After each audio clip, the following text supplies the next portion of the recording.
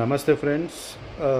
ఎట్టకేలకు పాస్టర్ ప్రవీణ్ పగడాల మరణం వెనుక నిజానిజాలనైతే పోలీసులు బయట పెట్టినట్టుగా తెలిసింది. దాదాపు 300 సీసీ ఫుటేజ్లను పరిశీలించినటువంటి పోలీసులు పాస్టర్ ప్రవీణ్ పగడాల ఎక్కడి నుంచి బయలుదేరారు, ఆయన ఎక్కడెక్కడ ఆగారు, ఎక్కడెక్కడ ఫోన్పేలు చేశారు అనే దానికి సంబంధించిన పూర్తి వివరాలతో కూడినటువంటి సీసీ ఫుటేజ్లను అయితే 300 సీసీ ఫుటేజ్ను పరిశీలించిన తర్వాత వారైతే ఒక నిజ నిర్ధారణకైతే వచ్చినట్టుగా తెలిసింది.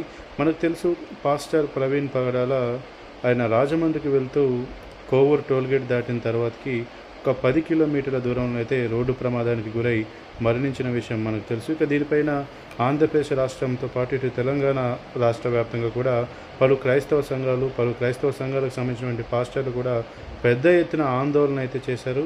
ఇక ఈ ఆందోళన చేసి ఒక ఉద్రిక్తమైన వాతావరణంలో క్రియేట్ కావడం, దీనికి సంబంధించి పాస్టర్ ప్రవీణ్ను హత్య చేసినారంటూ కూడా కొంతమంది ఒక హిందూ సంఘాల పేరుతో చలమనేటువంటి కొంతమంది వ్యక్తుల పేరు ప్రస్తావించడం, అలాగే ఆంధ్రప్రదేశ్ సంబంధించినటువంటి ఒక ముస్లిం నాయకుడు షమీ పేరును కూడా తీసుకురావడం, ఇలా అనేక రకాలుగా మనమైతే విన్నాం. కానీ ఎట్టకేలకు పోలీసులు అయితే ఆంధ్రప్రదేశ్ పోలీసులు దాదాపు 300 సీసీ ఫుటేజ్లు పరిశీలించిన తర్వాతకైతే ఆయనకు సంబంధించి ఆ సీసీ ఫుటేజ్ పరిశీలించితే అది హత్య కాదు అని మాత్రం అయితే నిర్ధారణ చేసుకున్నట్టుగా తెలిసింది. ఇంకా దాని గురించి పూర్తి వివరాలను అయితే వెల్లడించలేదు.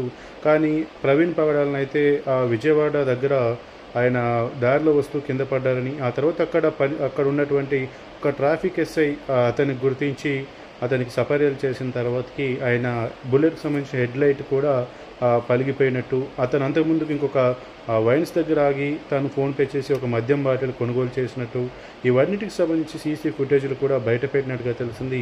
ఇక మరి దీనిపైన ఆంధ్రప్రదేశ్ పోలీసులు ఎలాంటి నిజ నిర్ధారణను ఎలా ఈ ఘటన జరిగిందని దానిపైన పూర్తి వివరాలను అయితే వెల్లడించే పరిస్థితి అయితే కనబడుతున్నట్టు తెలుస్తుంది. మరిన్ని అప్డేట్స్ కోసం చూసి ఉండండి కరేజ్ న్యూస్ ఛానల్.